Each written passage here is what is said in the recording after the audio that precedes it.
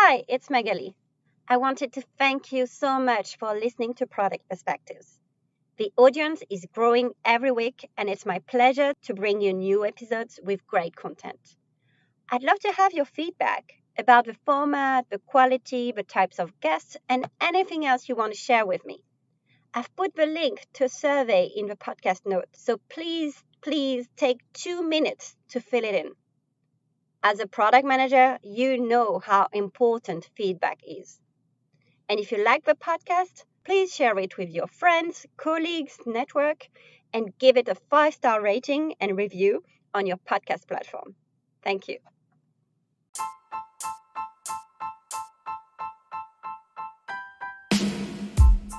My name is Tess Dixon, DesignOps leader.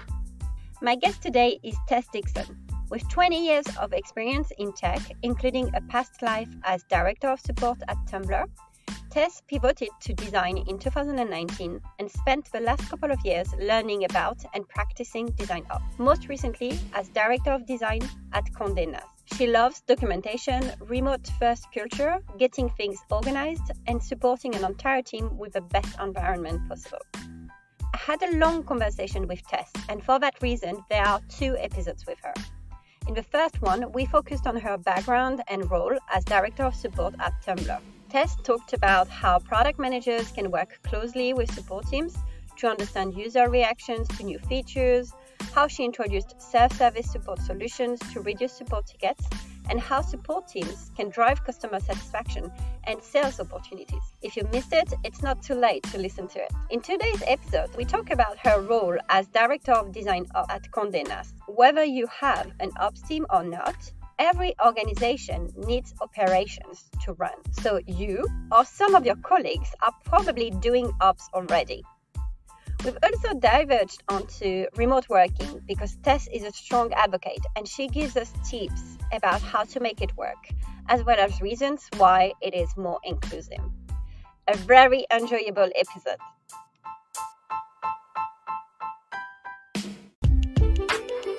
Welcome to Product Perspectives, the podcast for product people that gives a voice to their stakeholders, hosted by Magali Pellissier. Each weekly episode shows you the other side of the product with interviews of the people who contribute to making products a success. They are engineers, writers, marketers, support analysts, UX designers, or even salespeople. Not only will they get the credit they deserve, but they will share their perspectives on what makes a good product and product manager. Stakeholder management is a key skill for product managers. So just as you're obsessed with listening to your customers, let's hear from your stakeholders. Now we're going to move on to your most recent role, which was Director of Design Operations at Condé Nast. Can you tell me more about what that means? What's the scope? I led DesignOps for the digital product design team. So the team that's responsible for the apps and websites of iconic brands, like Vogue and Glamour and The New Yorker, Bon Appetit, Wired, and lots more. So, the first thing I did when I came in was my boss had kind of said, I've just hired up and now I'm realizing that I'm the only person here to lead the design strategy and also to have one-on-ones with everyone and talk to them about their careers and run all of our team rituals every week. And, she was kind of, I think, overwhelmed having, now I've got all of these new team members and I have to actually enrich them and do all of the regular maintenance that employees need. And so I was really focused on helping with that side of things. So I did sort of listening tour to get started, which I highly, highly recommend to anybody who's starting out in a new leadership role. Because, I think people are kind of nervous, right? They're meeting this new person who's coming in. They're wondering, what is this person's relationship to me?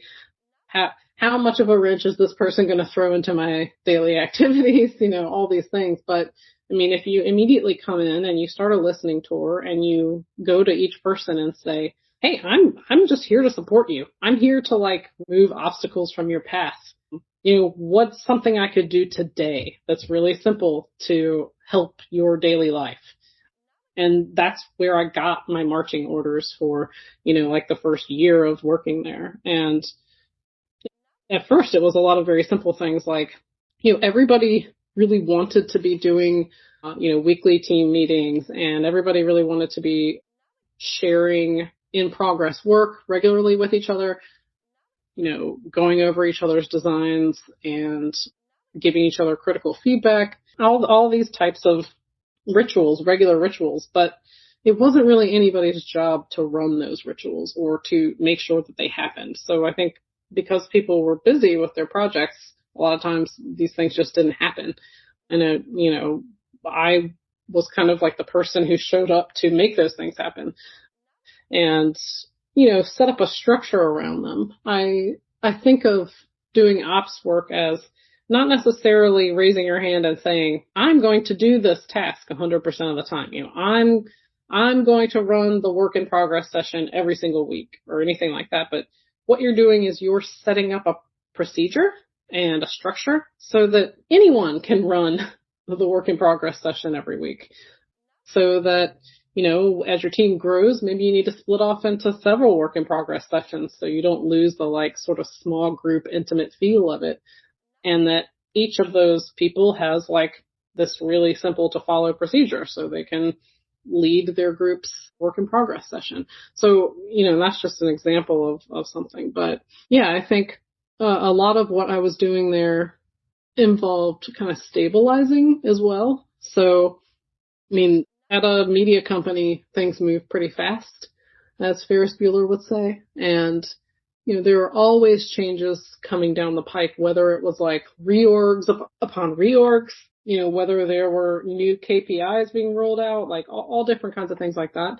And, as an ops person who's one of the people who is a central employee of the design team and not an employee of any particular brand, it's kind of your role to be a stabilizing presence and to make sure that every day the sun is still rising and setting.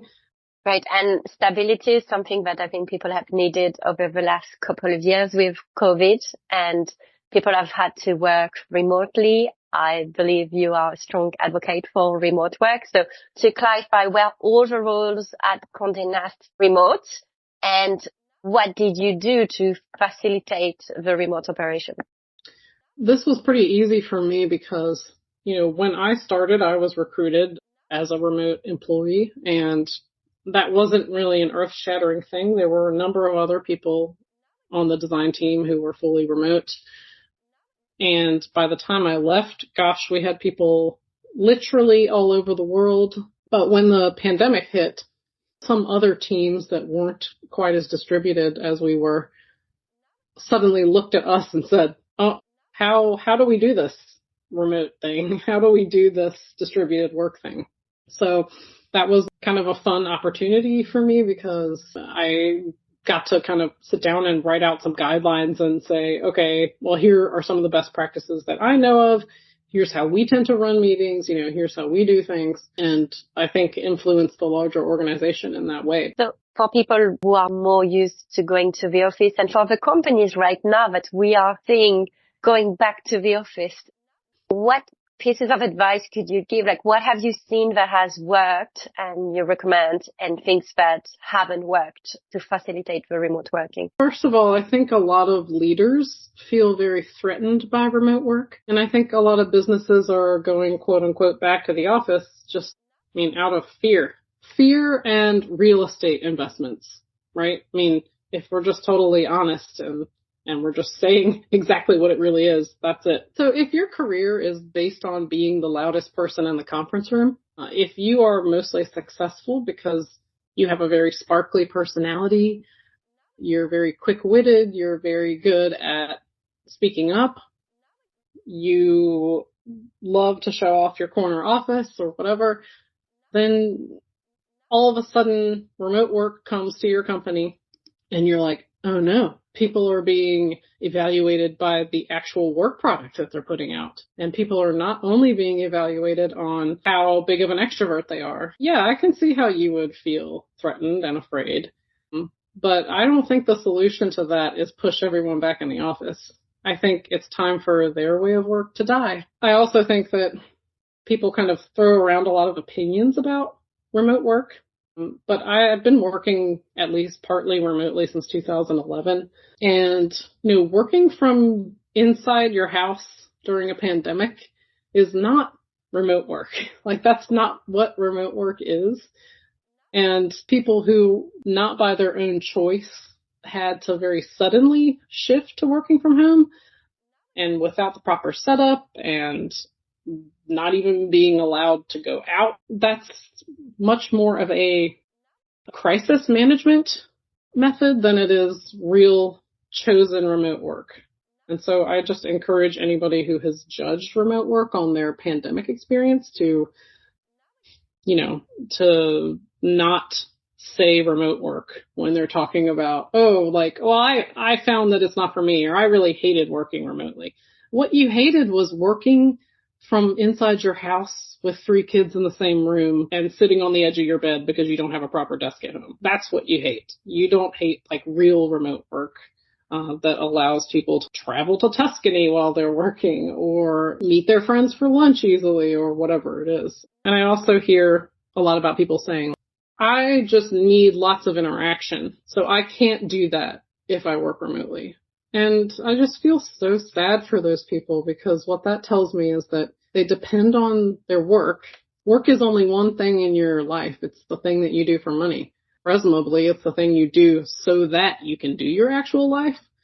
But you're depending fully on that for your social interaction. I have my family and my friends to interact with in the real world. I totally agree about the inclusivity problem, like the fact that the world is built for extroverts, for example, and remote working gives a better chance for people who don't really fit that profile. I think the comment about leaders being more used to really have that presence in the office, they're lacking that. Do you think that because you've worked in roles that, let's be honest, are probably more suited towards remote working? Like, for example, when you're a freelance writer, you have more time to focus and to concentrate when you're alone in front of your computer. If you're doing design or working with designers saying they need some time to think, to be creative, the same in support. Every support agent is in front of their laptop answering calls from customers or responding to individual tickets. So maybe you're a bit biased towards this, but on the other side, you were also a leader yourself, leading the design operations and leading the support. I want to say you have experienced both sides. So you don't think you're biased? Like, does this really apply to sales teams and other customer facing teams who really need to talk? When people make arguments for things like, oh, but, we're not able to have these serendipitous water cooler conversations, I just would love to see data on that. I think that those are mostly a myth. And I think that even in a place where people are all together in one office, like the serendipitous water cooler conversation, if it really happens more than once a year, it leaves people out of the conversation anyway. So if any conversation you're having where you feel inspired, by serendipity, talking with somebody else socially, and you don't go back after that conversation and document those things in a place where everyone can access them and tell all the rest of the team about them and bring everybody else in, you're being very exclusionary. And I don't think it's something to praise or to seek after. I think it's something to crush. This is the most articulated way I've ever heard someone putting it, because I think the same. And these kind of things, but people are saying, oh, we don't get the benefits of that. Actually, some people get the benefits, but some people end up being excluded because of that. So that's definitely not inclusive. And so thank you very much for voicing that. I hope it's going to make people think, the audience. And I'm all for transparency as well, documenting it and putting it out there, because if you had the idea or a conversation with one person, it is very likely, and that's the theme we've talked about during the whole episode, is that you need to bring other perspectives and socialize that idea with other people. And that is where you're going to get the best idea based on what you initially thought about. So great. Yeah, absolutely. And if companies are trying, remote work, I see so many things that are like, well, yeah, my company tried remote work. we did a thing where everybody can work from home 1 day a week. And so that was remote work, and it didn't work great, or it didn't matter, or it didn't help, or whatever. It's like, that's not remote work. Like, what are you talking about? Like, it's just people trying to check a box off and say, like, yes, I tried this, but they actually didn't invest in it. And so there are a lot of workplaces that are just replicating the office while being remote. They want to replicate everything that an office does and do everything exactly the same way that offices do them and call that remote work. And that's not what a real transition is. A real transition is, really reinventing how you work together. And I think asynchronous communication and documentation over everything is the way to make it work well. Brilliant. So I want to talk about another topic which is a bit trendy in the product world. It's the rise of product operations. But it's very important to say you didn't work in product operations, you worked in design operations. And even though I've seen that function before, there's not so much momentum, at least in the product work. Maybe it's different in the design world, but some companies have really embarked into that journey to think, we need product operations, but they maybe left behind the design operations side. So what would you say to these companies? Why is it important? Well, that's a good question. I think it depends. This might seem like a betrayal of my industry, but I wouldn't necessarily jump to say, you need to have design ops without knowing more about an individual company. Maybe you work at a small company where life is just not that complicated and you don't need somebody who's navigating full time through all the muck. But if you're part of a large matrixed organization where getting anything at all done can involve lots of different teams and all different locations, it can become very complicated, then you're kind of doing your team a disservice not to have design ops. But this is very similar to the remote work thing in that we don't have to convince people of this stuff. More and more companies are getting ops professionals. The fact is that all design teams do design ops, whether they realize it or not. Whether they have formalized it as a function or not, somebody is sitting there doing that operational work, setting those standards and procedures, making sure that team rituals and team culture exist, and, being the main contact with HR and recruitment and making sure everybody does their security training, all that stuff. Somebody is doing that. So I believe that ops work can be done better when it's acknowledged as its own separate field and when somebody is given the space and allowed to focus on that type of work. But, otherwise it can push onto people as part of the sort of invisible work that they do alongside their design work, right? So we all know this person at our company. You probably have a person like this on your product team and on your design team who, even if you don't have a formal ops function, they're basically the person who does it, and they just find ways to do it in between all their other work. And when you get to a certain amount of ops work needing to be done, that's really unfair. Yeah, and that's a good point around the fact that it's not fair, because studies have proven that most of the time it is the minorities or people who identify as female who end up doing a lot of that invisible work, and then they don't get rewarded for it. Instead, the big projects and the big products in that case are allocated to people who do the visible work, and that's not something that's taken into their performance review. Oh, yeah, absolutely. That's something I struggle with a lot, and I've talked about this before in some of the talks I've given conferences, but, on one hand, I am a mother, and people in college before I was a mother used to call me Mama Tess because they would look to me for all kinds of different things, and I like taking care of people. And I'm good at taking care of people. So I want to own that and embrace that part of me. I mean, there's nothing inherently negative about just being good at that part of life. But on the other hand, there shouldn't be any law, written or unwritten, that says, because I am a matronly, mom-like person, I need to be the mom of this entire work organization. Creating ops roles is one way to, prevent the work from falling on people in that haphazard way. Yeah, I love the fact that we have a chance to highlight that fact as well, because I think some people may not know about it. I think because I'm a bit like you, like super organized. So people who are really organized as well tend to do a lot of these things. So we notice, but it may be that some people in the audience have never even considered. So that's why it's important to highlight it. Absolutely. I like to have in the podcast a friendly pause. So I had someone you've worked with ask you a question. So let's listen. Hi, I'm Thomas, a former colleague of Tess's at Tumblr. Tess, my question for you is, how did your experience leading a customer support team at Tumblr translate into leading a team of designers, UX writers, and UX researchers in the design world?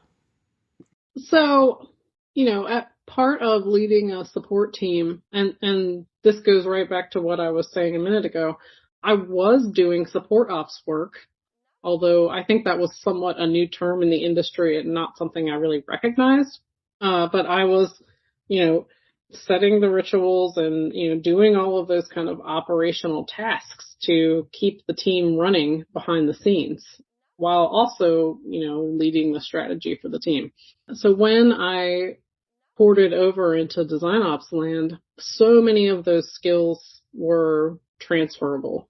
Like you said, being really organized, being able to plan ahead for things, setting up like career frameworks, running rituals and planning offsites and hiring and coming up with processes around hiring and all those types of things are all things that I had to do as a support leader that very much easily slotted in easily into the design ops world and would for product ops as well. But I think there are also some real affinities between support and design that I never really recognized before I started working on a design team.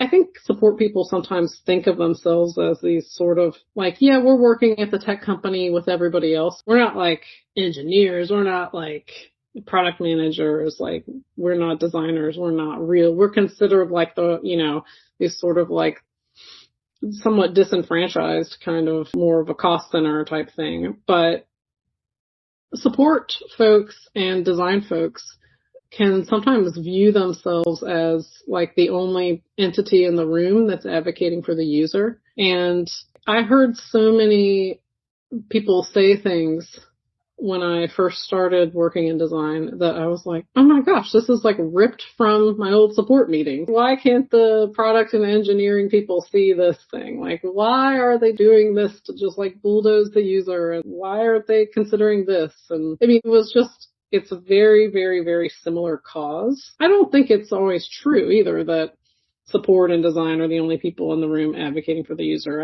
I don't think that's true at all, but sometimes it feels that way. It just feels that way. And so, having worked on a design team and seen the real like empathy and compassion that people have for the user experience from the ground up, I thought to myself, gosh, I really wish I had partnered more with the design team when I was a support leader, because I rarely asked them for anything and I did not truly come alongside them and partner with them in ways that could have been really cool. So that's something I learned, and that is definitely like a similarity that made me feel very at home within design ops, because like I came from a place where I was always advocating for the user. And I think designers find themselves in the same exact position. Yeah. And I think that's a very strong message that you send. And one of the reasons your career is so fascinating is you've had so many different roles. And at each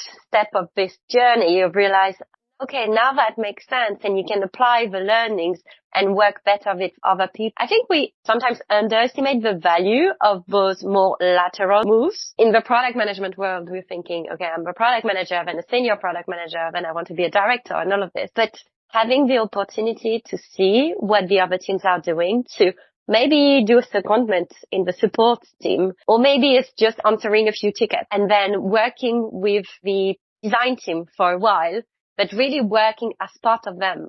Not like we would for working on a product. I think there's so much value to get from that.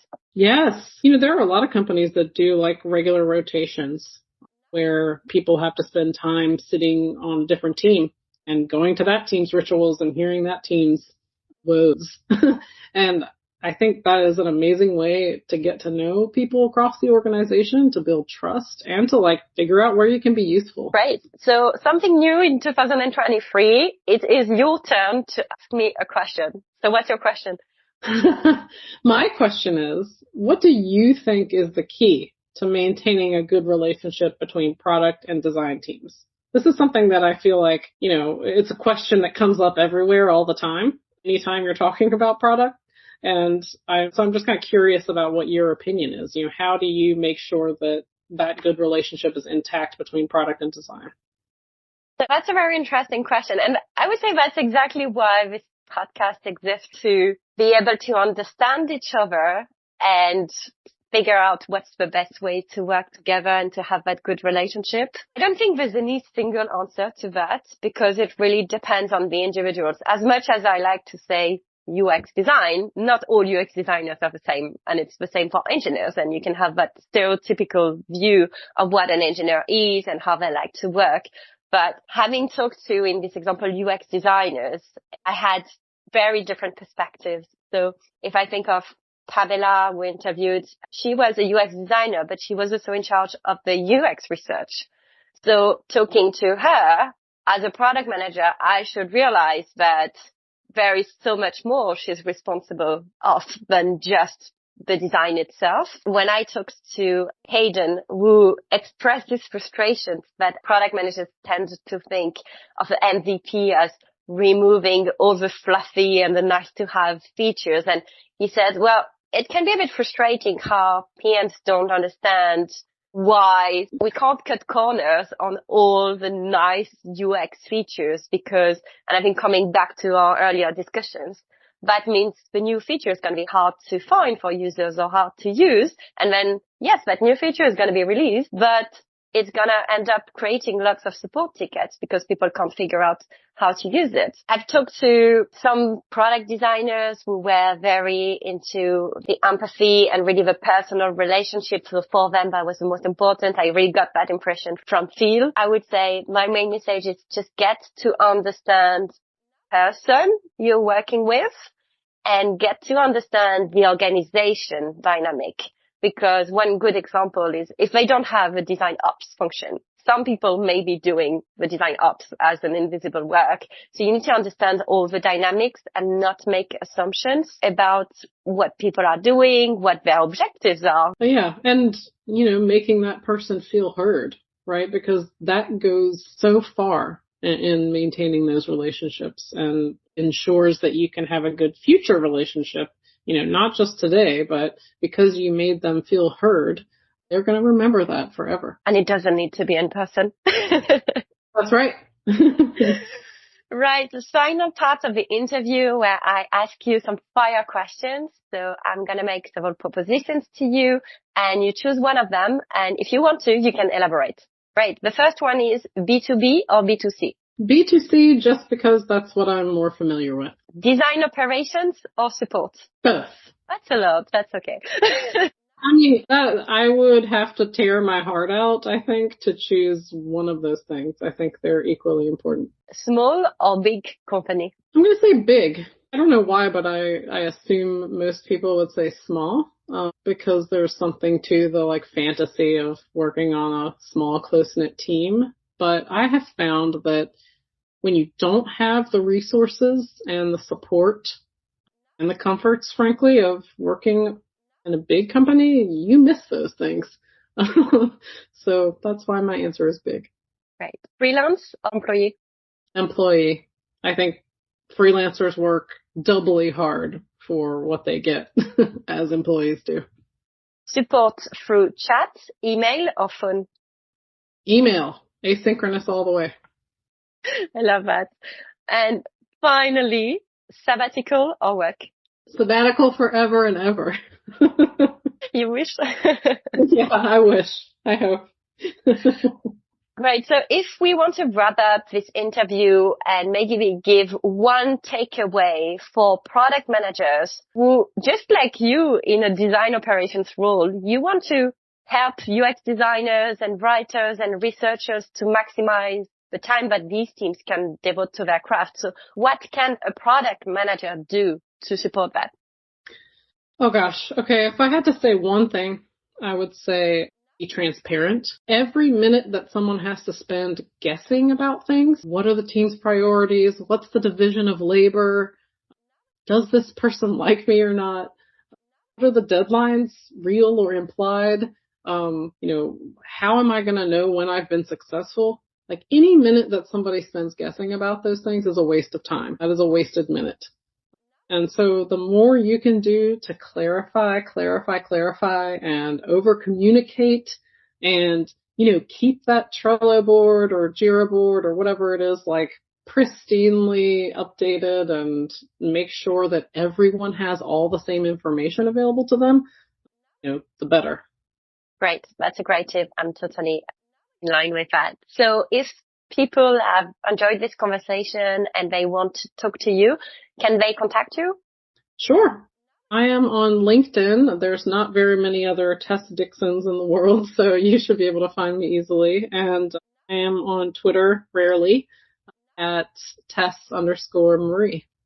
Perfect. Thank you very much. I've really found this discussion super inspiring. I've learned so much because you worked both in design operations and in product support. So that's been double insightful. Thank you very much for taking the time during your sabbatical to share your story. And thank you so much. This was really, really fun. Thanks for letting me get on a soapbox. Thank you everyone for taking the time to listen to this podcast. If you enjoyed this episode, please share it with your friends and colleagues and rate it on your favorite podcast platform. If you have suggestions for topics and guests, or any feedback, you can write to Magali Pellissier at hotmail.fr.